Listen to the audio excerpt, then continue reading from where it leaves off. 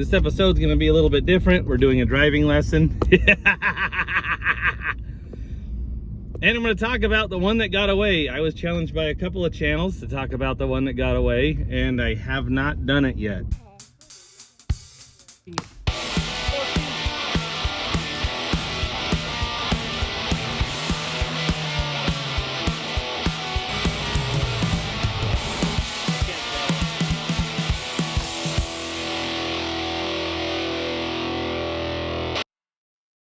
Also in this video, there will be an Andy's Doghouse logo hidden somewhere.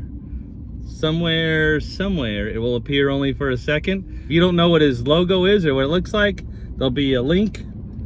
There'll be a link somewhere. You'll have to click on it to see it. All right, I don't really have a story about the one that got away.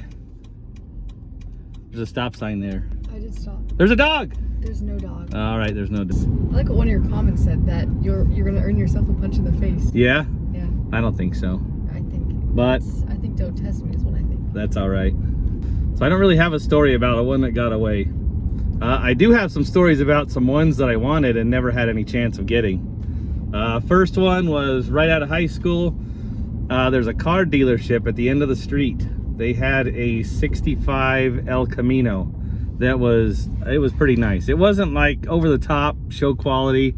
I think they wanted like $8 grand for it or something like that. It was white with some blue stripes on it. It was a nice car.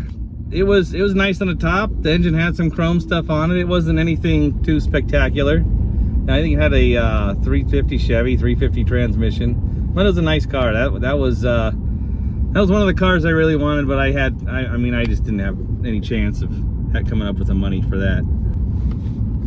Next one was a few years later. There was a 1970 Cuda. It was beige. I think it had brown interior.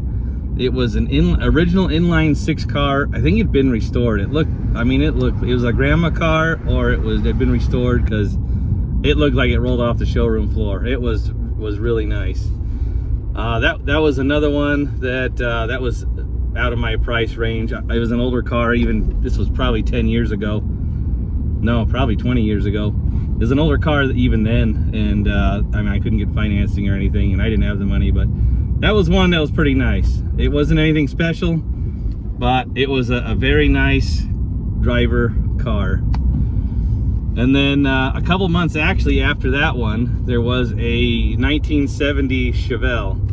It had an SS badge on it. I don't know if it was a real SS or not, but it was flat black, probably spray painted flat black. Interior gutted, no dash pad. I think it had those plastic racing bucket seats in it. Nothing too spectacular. Big Krager wheels on the back, small Krager wheels on the front.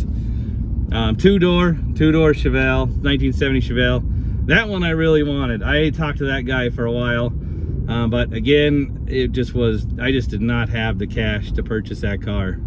So those were three cars that didn't really get away, three cars that I really had no chance of ever getting, but three cars that I really wanted. I can't say there's really been any cars that I've really seen that I've really wanted. I've worked on new stuff, I've worked on old stuff, I've built a lot of race cars. There just isn't, I just like stuff that's cheap. I don't need to buy something that's cool. I can take something that's not cool, and I know I can make it cool with very little money. At least cool to me. None of my family will like it, but at least cool to me. Do you have anything to add? No. No? Just don't yell at your kids while they're driving. Don't yell at your kids while they're driving. It'll put hair on your knuckles. Yeah. Anyway, I will see you in the next video.